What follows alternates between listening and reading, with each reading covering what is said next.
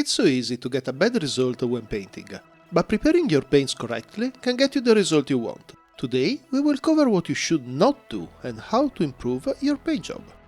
What I have here today are two different acrylic paints. The first is from Vallejo and the second is from SM, the brand I usually use. We will start our tutorial showing you what you should never do, using your paint straight from the bottle. So I will pour a bit into a metal plate. I can also show you how these paints are different. SM is way more runny, while Vallejo is thicker. Let's start with Vallejo. I will paint these PVC sheets that I already primed white. Then I will use the SM color. We can already notice some differences. Vallejo, being thicker, left some big streaks. With SM, we had too much paint on our brush, and being a runny color, made some pooling on our sheet. That will dry out unevenly.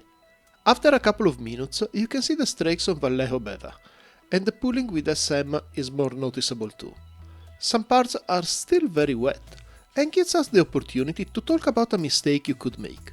Seeing this, you could think, I should even out the paint, ignoring the golden rule of not touching it when it's drying. Well, let's do it and see what happens. Well, that's a hole, and the more you try to fix it, the worse it will get. You can try to paint over it, but it will never really go away, and that's why you should never touch the paint while it's drying. Let's proceed with adding coatings.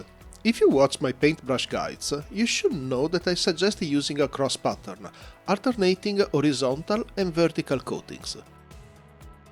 This time I will keep going in the same direction. This will actually enhance our streak marks, making them more and more intense. It's also worth mentioning that while we do our job, the paint is just sitting there, getting drier and drier, and, especially for Vallejo, it will just get things worse. After around 4 coatings, we can see how the dried paint jobs looks like. With Vallejo, the color is pretty uniform, but the streak marks are just too much. Even the flat top coat won't be enough to cover them. SM instead is uneven. In particular, it has a kinda wavy texture due to all the color pooling. Let's now see the right way to proceed, starting from the water palette. This will keep your colors moist and help out with thinning them. SM is already runny, so I don't want the palette to be too wet.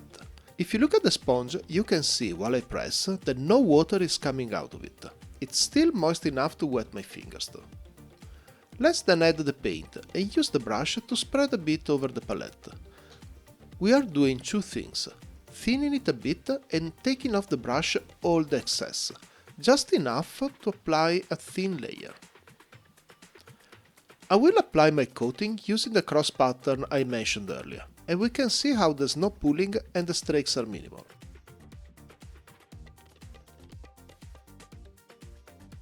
Let's keep applying the color until we have a good result. If we confront the two sheets, the difference should be obvious. We went from an uneven texture to a way smoother one. Time for Vallejo. Being a thick paint, the palette needs to be wet. I added water to the sponge, and now, when I press, you can see the water popping out. Let's spread it and thin it nicely, ready for the application.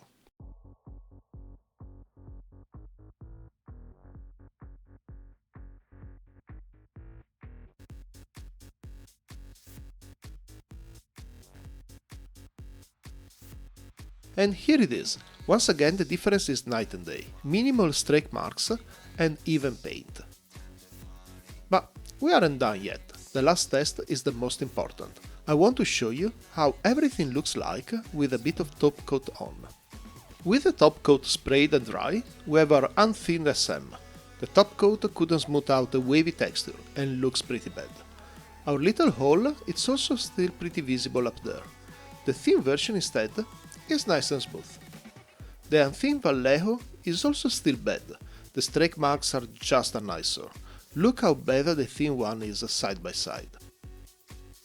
I hope this video can help you in your painting journey. Let me know if you have any questions in the comment section below. Thanks for watching and see you soon.